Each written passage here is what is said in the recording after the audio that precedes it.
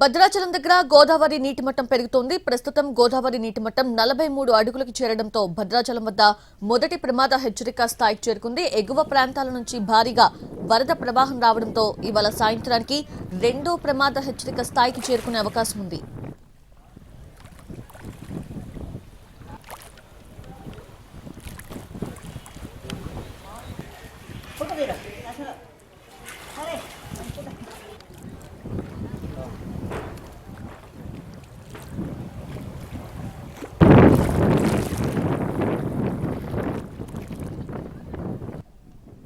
భద్రాచలం దగ్గర గోదావరి నీటి మట్టం పెరుగుతోంది. ప్రస్తుతం గోదావరి నీటి మట్టం 43 అడుగులు ఉండడంతో భద్రాచలం వద్ద మొదటి ప్రమాద హెచ్చరిక స్థాయికి చేరుకుంది.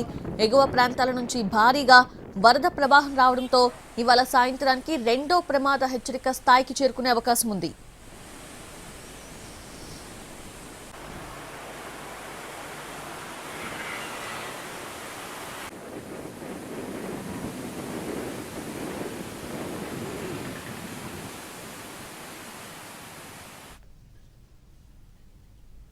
జయశంకర్ భూపాలపల్లి జిల్లాలో కాళేశ్వరం వద్ద గోదావరి ఉగ్ర రూపం దాల్చింది. 3 రోజులుగా ఎగువన తెలంగాణ, మహారాష్ట్రలో కురుస్తున్న భారీ వర్షాలకు ప్రాణహిత, గోదావరి నదులకు వరద భారీగా పోటెత్తింది. దీంతో నిండుకుంటను తలపిస్తున్నాయి ఉభయ నదులు.